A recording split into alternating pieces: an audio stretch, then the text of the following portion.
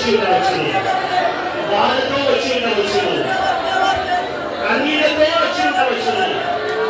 దేవుని కృప ఇప్పుడైనా స్వస్థపరిచున్నది. దేవుని కృప నీ కన్నీళ్లను తుడిచివేయుచున్నది.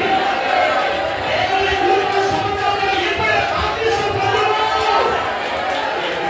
హల్లెలూయా, హల్లెలూయా, హల్లెలూయా, హల్లెలూయా.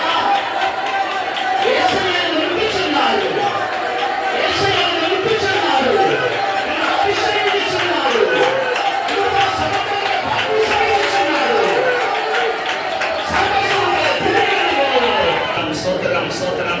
ప్రభు మన మధ్యలో వచ్చి మనకు అనుగ్రహించిన ఆశీర్వాదముల కొరకై చేతులెత్తి దేవుని స్తోత్రించడము. స్తోత్రం, స్తోత్రం, స్తోత్రం, స్తోత్రం, స్తోత్రం, స్తోత్రం. ఈ రోజు ప్రభు మనందరితో మాట్లాడిన అమృతమైన వాక్యముల కొరకై స్తోత్రించడము. స్తోత్రం, స్తోత్రం. పంపించినప్పుడు ఏం ఆహారం ఇచ్చారు? శరీర ఆహారం కూడా ఇచ్చి పంపించారు. అందువలన దూరపడి వచ్చిన వారు బాధపడవద్దు.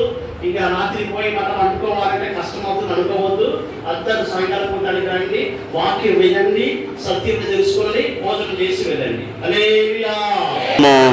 స్తోత్రం, స్తోత్రం, స్తోత్రం, స్తోత్రం. సమస్త స్తుతి ఘనత మహిమ ప్రభుకే చెల్లించి స్తోత్రించదము. స్తోత్రం, స్తోత్రం, స్తోత్రం, స్తోత్రం. ప్రార్థించదము.